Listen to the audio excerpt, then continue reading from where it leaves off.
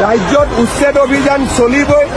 मैं जेतियाলৈকে मुख्यमंत्री थाको मिया मुसलमानर लगत मोर युद्ध चलि থাকিব, তেওঁলোককো कष्ट दिए থাকিব।